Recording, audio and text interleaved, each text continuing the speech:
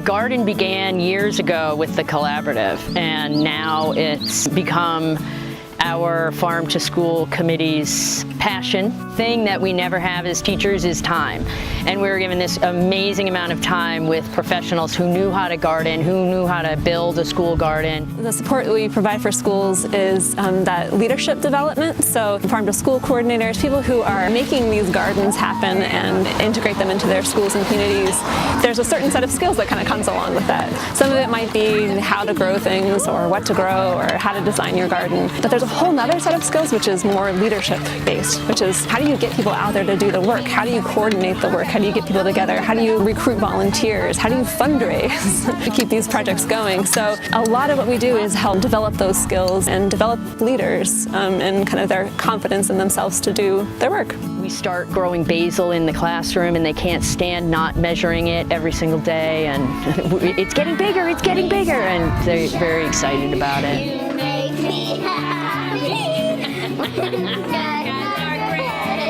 This is my central volunteer project in Burlington, preparing the gardens with the students in April and May, planting with them, and then tending the gardens all summer and fall so that the whole neighborhood can come and eat delicious food and pick some beautiful flowers. It is truly every day.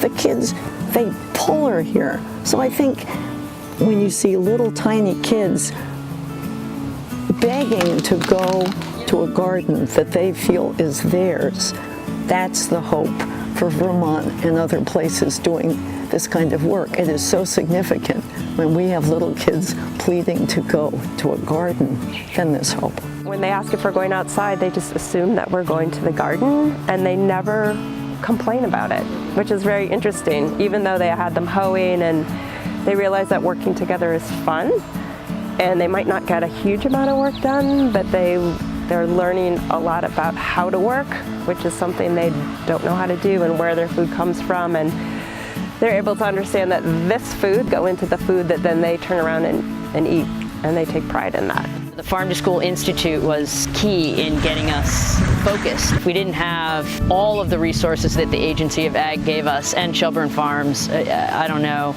where we would be. I learn something new every year.